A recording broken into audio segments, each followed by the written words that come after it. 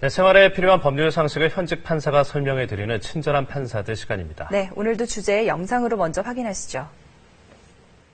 백화점 매장 안에서 음악이 흘러나오고 있습니다. 이 음악이 분쟁의 씨앗이 됐습니다.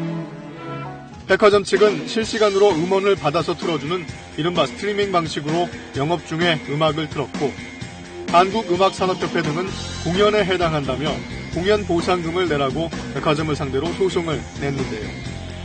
법원은 과연 어떤 판결을 내렸을까요?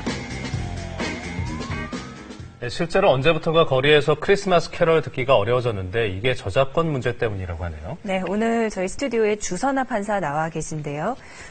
이게 그러니까 백화점에서 흘러나오는 스트리밍 방식으로 전송하는 음악이 문제가 됐는데, 스트리밍이라는 용어가 어려워서 이게 어떤 건지 먼저 좀 다시 설명을 부탁드릴게요. 네, 스트리밍 방식이란 인터넷에서 영상이나 음향, 애니메이션 등의 파일을 하드디스크 드라이브에 다운로드하지 않고 여러 개의 파일로 나눠 보내서 실시간으로 재생해주는 기법입니다. 이 사건에서 문제의 백화점은 2년 동안 A 회사에게 매월 매장 음악 서비스 이용료를 주고, A 회사가 스트리밍 방식으로 전송하는 음악을 실시간으로 매장에 틀어놓았습니다. 한편 A 회사는 백화점에서 받은 이용료의 일부를 음악 실현자 또는 음반 제작자에 대한 공연보상금 수령과 분배 업무를 하는 한국음악실현자협회와 한국음반산업협회에게 지급하였습니다. 하지만 여기에는 공연보상금은 포함되어 있지 않았는데요. 이에 원고들이 백화점을 상대로 공연보상금 지급을 청구한 사건입니다. 네, 어떻게 보면 좀 민감한 문제이기도 하고 또 애매할 수도 있는 부분인데 이 사건에서 어떤 점이 쟁점이 됐나요? 네, 저작권법은 판매용 음반을 사용하여 공연을 하는 자는 저작물을 연주하는 자, 음반 제작자에게 상당한 보상금을 지급하도록 규정하고 있는데요. 이 사건에서는 A 회사가 음반 제작자로부터 받은 디지털 음원이 판매용 음반인지, 그리고 백화점이 스트리밍 방식을 통해서 간접 사용한 것도 사용의 범위 안에 들어가는지가 쟁점이 되었습니다. 그러면 이제 법원은 어떤 판결을 내렸나요?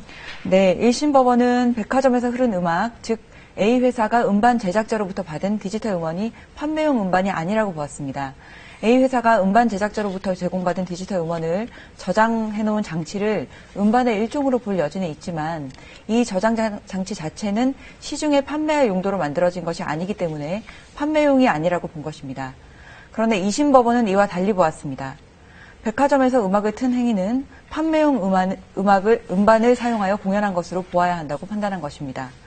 2심 법원은 피고는 원고들에게 2년 동안의 공연보상금으로 각각 약 1억 2천만 원을 지급하라고 판결했고, 이 결론이 대법원에서도 유지되었습니다. 자, 대법원에서 유지됐다. 그러면 대법원이 이렇게 판단한 이유가 있을 것 같은데?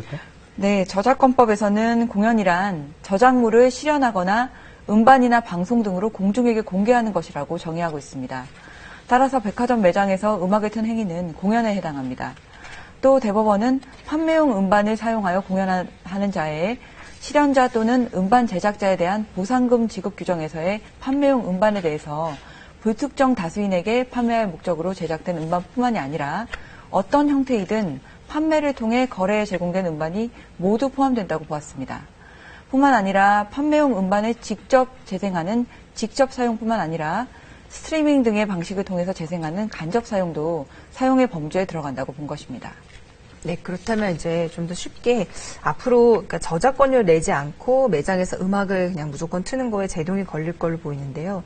이번 판결의 의미를 어떻게 읽어야 될까요? 네, 저작권법은 저작물을 창작한 사람 외에도 실현자, 음반 제작자, 방송 사업자를 저작 인적권자로 보호하고 있습니다. 네.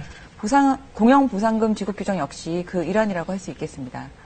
판매된 음반이 통상적으로 예정하고 있는 사용 범위를 초과해서 공연에 사용되는 경우에는 그로 인해서 실현자의 실현 기회와 음반 제작자의 음반 판매 기회가 부당하게 상실될 우려가 있습니다. 그 부분을 보상해 주어서 저작 인정권자를 보호하고 음악 산업 발전을 도모하기 위해서 우리 저작권법은 2009년에 저작 인정권자들에게 국제적인 보호 수준에 맞춘 공연보상 청구권을 부여하는 내용으로 개정이 되었습니다. 이와 같이 개정된 저작권법의 취지에 따라서 판결한 것입니다. 예. 그래서 이제 앞서도 말씀드렸지만 언젠가부터 거리에서 크리스마스 캐럴 듣는 게 뭐 없어져서 아쉽다는 분들도 계시고 공공장소에서 왜 예전에는 그런 음악들이 나오는 대신에 클래식 음악을 틀더라고요. 이것도 이제 그 저작권 끝난 걸 생각해서 아마 사용하는 것 같은데 아무튼 뭐 아쉬워하는 분들이 많네요. 네. 그 매장에서 음악을 튼다고 해서 언제나 공연 보상금을 지급해야 하는 것은 아닙니다. 판매용 음반을 사용해서 공연한 경우에만 공연 보상금 지급 의무가 발생하는 것입니다. 또 공연 보상금은 문화체육관광부 장관이 정한 단체와 사업자 간의 협의로 정하는 것을 원칙으로 합니다.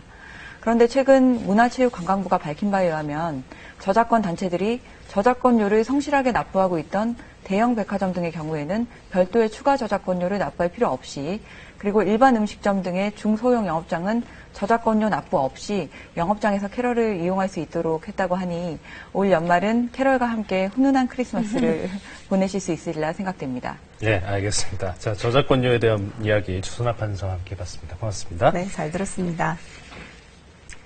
네, 뭐 진짜 그 최동석 아나운서 얘기한 것처럼 요즘 진짜로 캐롤이 예전에 비해서 별로 들리지가 않아서 연말 기분이 나지 않는다라고 푸념하는 분 이제 저도 봤는데요.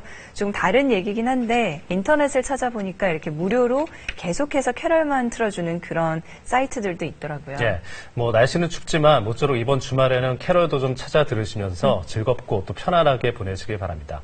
일주일 뒤면 이제 크리스마스네요. 네, 다음 주 금요일이네요. 행복한 상상하시면서 이번 주 아침 뉴스타임 마치겠습니다. 한 주 동안도 함께해 주신 여러분 고맙습니다.